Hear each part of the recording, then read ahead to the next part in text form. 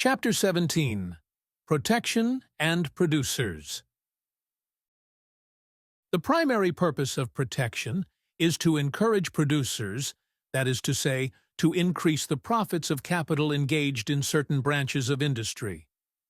The protective theory is that the increase a protective duty causes in the price at which an imported commodity can be sold within the country protects the home producer, i.e., the man on whose account commodities are produced for sale, from foreign competition, so as to encourage him by larger profits than he could otherwise get to engage in or increase production. All the beneficial effects claimed for protection depend upon its effect in thus encouraging the employing producer, just as all the effects produced by the motion of an engine upon the complicated machinery of a factory are dependent upon its effect in turning the main driving wheel. The main driving wheel, so to speak, of the protective theory is that protection increases the profits of the protected producer. But when, assuming this, the opponents of protection represent the whole class of protected producers as growing rich at the expense of their fellow citizens, they are contradicted by obvious facts. Businessmen well know that in our long-protected industries, the margin of profit is as small and the chances of failure as great as in any others, if, in fact, those protected industries are not harder to win success in by reason of the more trying fluctuations to which they are subject. The reason why protection in most cases thus fails to encourage is not difficult to see. The cost of any protective duty to the people at large is 1. The tax collected upon imported goods, plus the profits upon the tax, plus the expense and profits of smuggling in all its forms, plus the expense of sometimes trying smugglers of the coarser sort, and occasionally sending a poor and friendless one to the penitentiary, plus bribes and moieties received by government officers, and 2. The additional prices that must be paid for the products of the protected home industry. It is from this second part alone that the protected industry can get its encouragement. But only a part of this part of what the people at large pay is real encouragement. In the first place, it is true of protective duties, as it is true of direct subsidies, that they cannot be had for nothing. Just as the Pacific Mail Steamship Company and the various land and bond grant railways had to expend large sums to secure representation at Washington and had to divide handsomely with the Washington lobby, so the cost of securing congressional recognition for an infant industry, or fighting off threatened reductions in its encouragement and looking after every new tariff bill, is a considerable item. But still more important is the absolute loss in carrying on industries so unprofitable in themselves that they can be maintained only by subsidies. And to this loss must be added the waste that seems inseparable from governmental fosterage. For just in proportion as industries are sheltered from competition, are they slow to avail themselves of improvements in machinery and methods. Out of the encouragement which the tariff beneficiaries receive in higher prices, much must thus be consumed, so that the net encouragement is only a small fraction of what consumers pay. Taking encouraged producers and taxed consumers together, there is an enormous loss.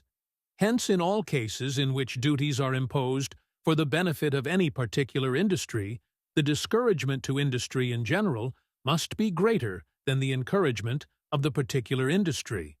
So long, however, as the one is spread over a large surface and the other over a small surface, the encouragement is more marked than the discouragement, and the disadvantage imposed on all industry does not much affect the few subsidized industries. But to introduce a tariff bill into a Congress or Parliament is like throwing a banana into a cage of monkeys. No sooner is it proposed to protect one industry than all the industries that are capable of protection begin to screech and scramble for it. They are, in fact, forced to do so, for to be left out of the encouraged ring is necessarily to be discouraged. The result is, as we see in the United States, that they all get protected, some more and some less, according to the money they can spend and the political influence they can exert. Now, every tax that raises prices for the encouragement of one industry must operate to discourage all other industries into which the products of that industry enter. Thus, a duty that raises the price of lumber necessarily discourages the industries which make use of lumber, from those connected with the building of houses and ships to those engaged in the making of matches and wooden toothpicks. A duty that raises the price of iron discourages the innumerable industries into which iron enters. A duty that raises the price of salt discourages the dairyman and the fisherman. A duty that raises the price of sugar discourages the fruit preserver, the maker of syrups and cordials, and so on. Thus, it is evident that every additional industry protected lessens the encouragement of those already protected.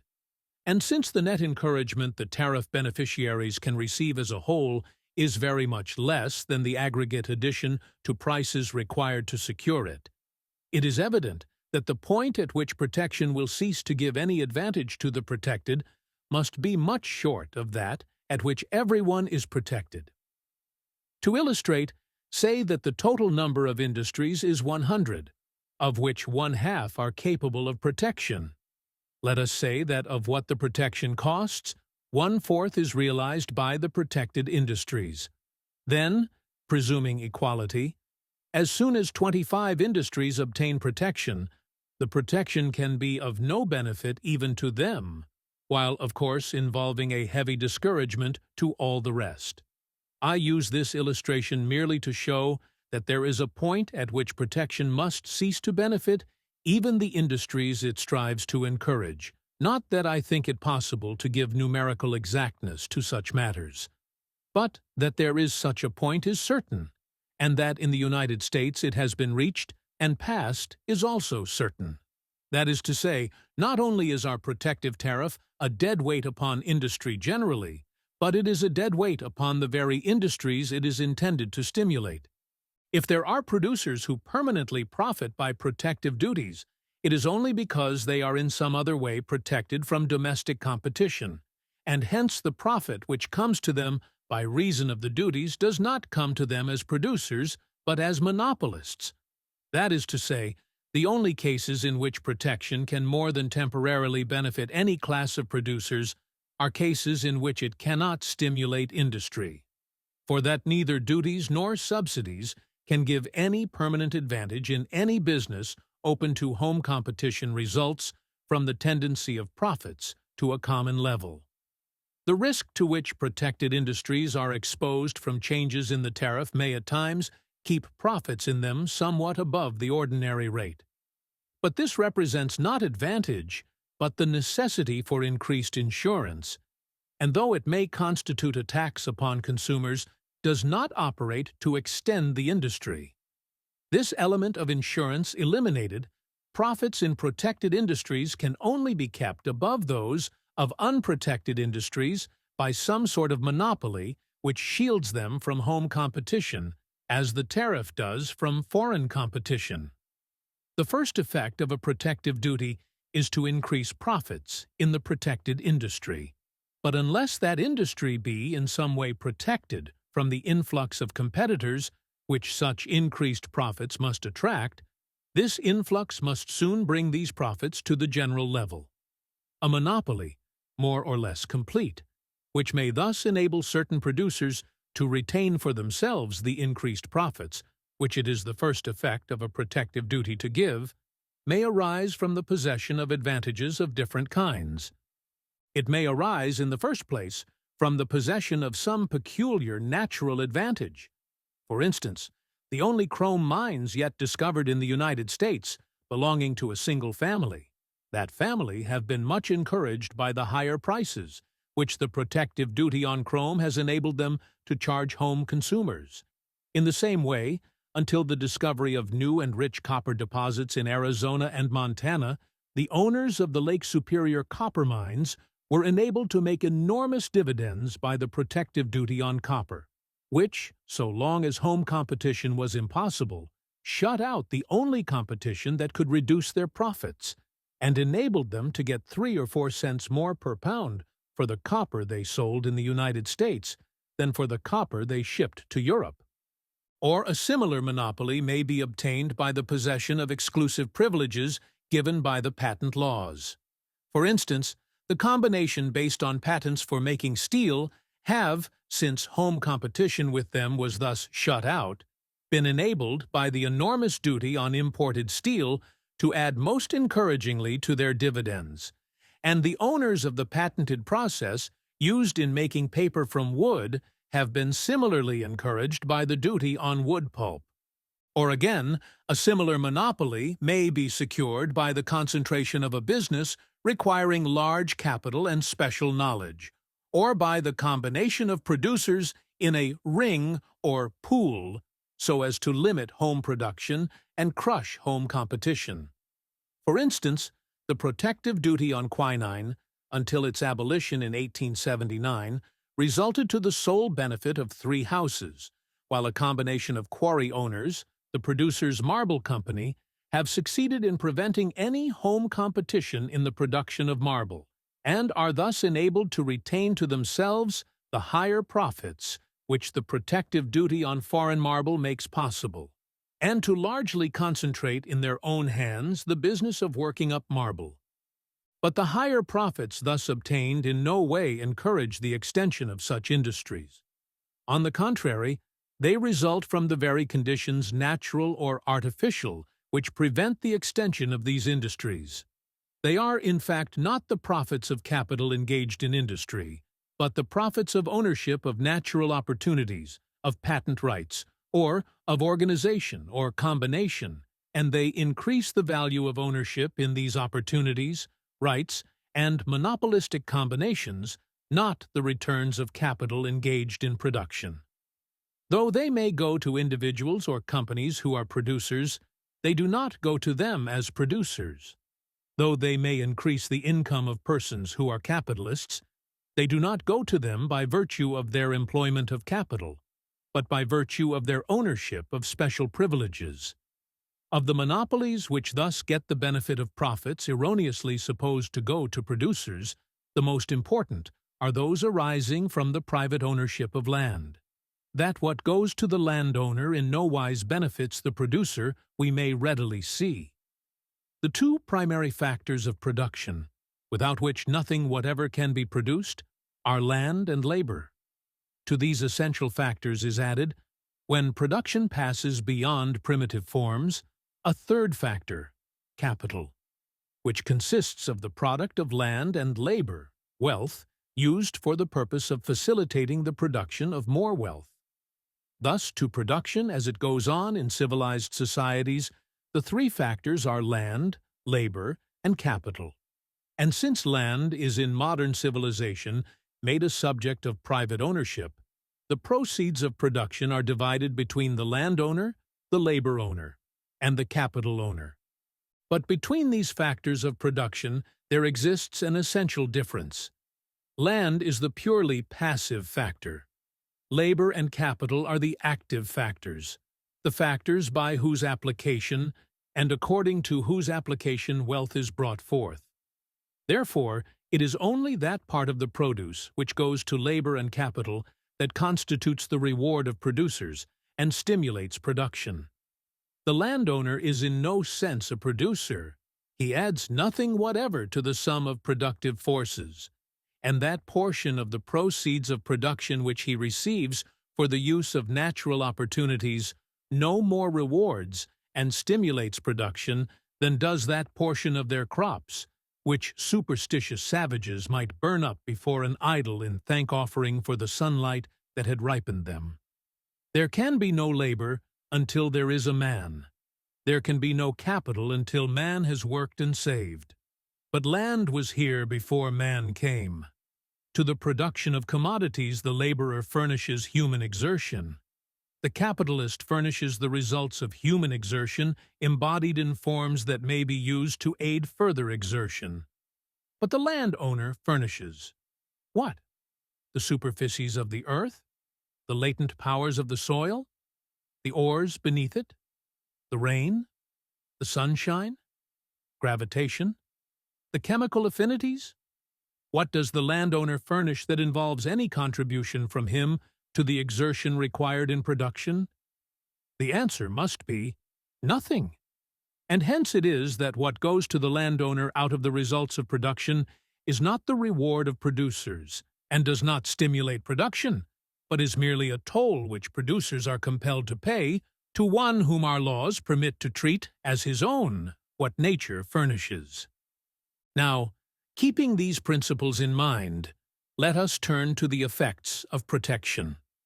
Let us suppose that England were to do as the English agriculturist landlords are very anxious to have her do: go back to the protective policy and impose a high duty on grain. This would much increase the price of grain in England, and its first effect would be, while seriously injuring other industries, to give much larger profits to English farmers.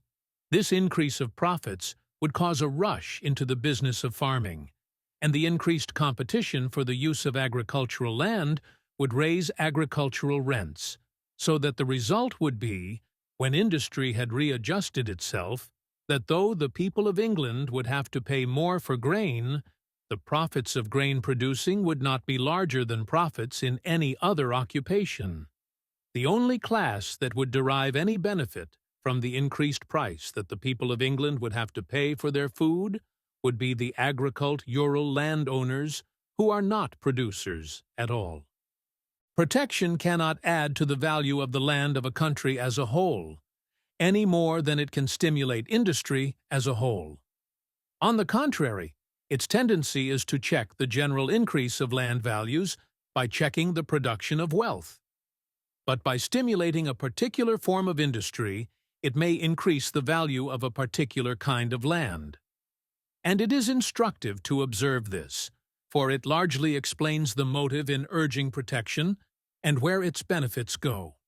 For instance, the duty on lumber has not been asked for and lobbied for by the producers of lumber. That is to say, the men engaged in cutting down and sawing up trees, and who derive their profits solely from that source. Nor has it added to their profits. The parties who have really lobbied and log-rolled for the imposition and maintenance of the lumber duty are the owners of timberlands, and its effect has been to increase the price of stumpage, the royalty which the producer of lumber must pay to the owner of timberland for the privilege of cutting down trees. A certain class of forestallers have made a business of getting possession of timberlands by all the various land-grabbing devices as soon as the progress of population promised to make them available. Constituting a compact and therefore powerful interest, 3 parties in Detroit, for instance, are said to own 99 out of 100 of the timberlands in the great timber state of Michigan. They have been able to secure a duty on lumber which, nominally imposed for the encouragement of the lumber producer, has really encouraged only the timberland forestaller, who, instead of being a producer at all, is merely a blackmailer of production. So it is with many other duties. The effect of the sugar duty, for instance, is to increase the value of sugar lands in Louisiana, and our treaty with the Hawaiian Islands, by which Hawaiian sugar is admitted free of this duty, being equivalent, since the production of Hawaiian sugar is not sufficient to supply the United States, to the payment of a heavy bounty to Hawaiian sugar growers, has enormously increased the value of sugar lands in the Hawaiian Islands. So with the duty on copper and copper ore, which for a long time enabled American copper companies to keep up the price of copper in the United States, while they were shipping copper to Europe and selling it there at a considerably lower price. The benefits of these duties went to companies engaged in producing copper, but it went to them not as producers of copper, but as owners of copper mines. If, as is largely the case in coal and iron mining, the work had been carried on by operators who paid a royalty to the mine owners, the enormous dividends would have gone to the mine owners and not to the operators. Horace Greeley used to think that he conclusively disproved the assertion that the duties on iron were enriching a few at the expense of the many. when he declared that our laws gave to no one any special privilege of making iron, and asked why, if the tariff gave such enormous profits to iron producers as the free traders said it did. These free traders did not go to work and make iron. So far as concerned those producers who derived no special advantage from patent rights or combinations, Mr. Greeley was right enough. The fact that there was no special rush to get into the business, proving that iron producers as producers were making on the average no more than ordinary profits. And could iron be made from air, this fact would have shown what Mr. Greeley seems to have imagined it did, though it would not have shown that the nation was not losing greatly by the duty. But iron cannot be made from air. It can only be made from iron ore. And though nature, especially in the United States, has provided abundant supplies of iron ore, she has not distributed them equally, but has stored them in large deposits in particular places. If inclined to take Horace Greeley's advice to go and make iron, should I think its price too high, I must obtain access to one of these deposits, and that a deposit sufficiently near to other materials and to centers of population. I may find plenty of such deposits which no one is using, but where can I find such a deposit that is free to be used by me? The laws of my country do not forbid me from making iron, but they do allow individuals to forbid me from making use of the natural material from which alone iron can be made. They do allow individuals to take possession of these deposits of ore, which nature has provided for the making of iron, and to treat and hold them as though they were their own private property, placed there by themselves, and not by God. Consequently, these deposits of iron ore are appropriated as soon as there is any prospect that anyone will want to use them. And when I find one that will suit my purpose, I find that it is in the possession of some owner who will not let me use it until I pay him down in a purchase price, or agree to pay him in a royalty of so much per ton, nearly, if not quite, all I can make above the ordinary return to capital in producing iron.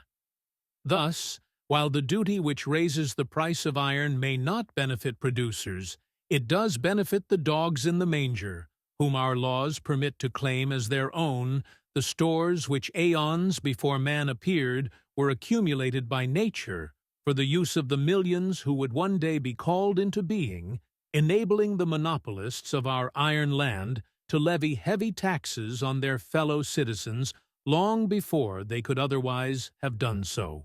So with the duty on coal. It adds nothing to the profits of the coal operator who buys the right to take coal out of the earth, but it does enable a ring of coal land and railway owners to levy in many places an additional blackmail upon the use of nature's bounty. The motive and effect of many of our duties are well illustrated by the import duty we levy on borax and boracic acid.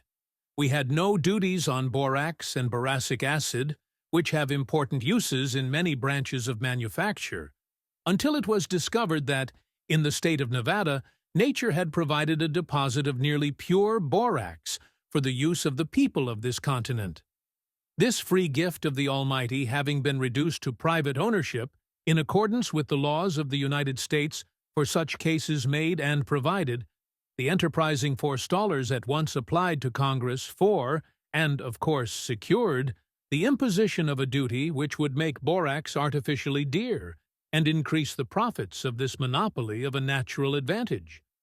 While our manufacturers and other producers have been caught readily enough with the delusive promise that protection would increase their profits, and have used their influence to institute and maintain protective duties, I am inclined to think that the most efficient interest on the side of protection in the United States has been that of those who have possessed themselves of lands or other natural advantages which they hoped protection would make more valuable.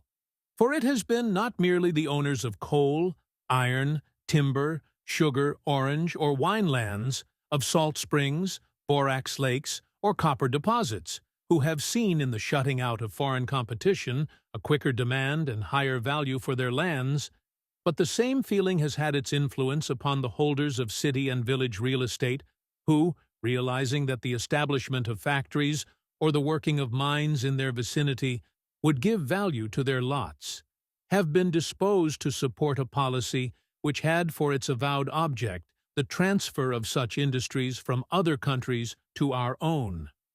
To repeat, it is only at first that a protective duty can stimulate an industry.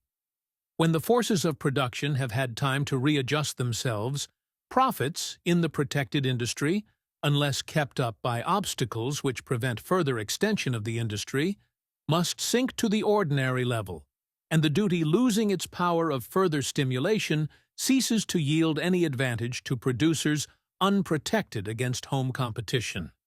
This is the situation of the greater part of protected American producers.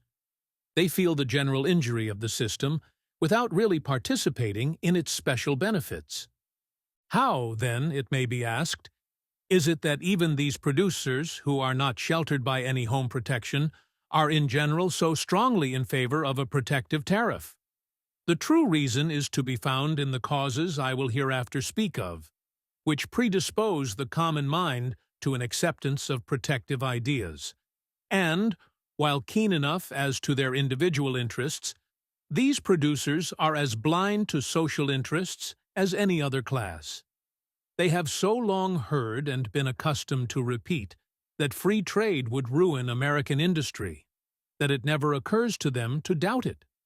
And the effect of duties upon so many other products, being to enhance the cost of their own productions, they see, without apprehending the cause, that were it not for the particular duty that protects them, they could be undersold by foreign products, and so they cling to the system. Protection is necessary to them in many cases, because of the protection of other industries. But were the whole system abolished, there can be no doubt that American industry would spring forward with new vigor.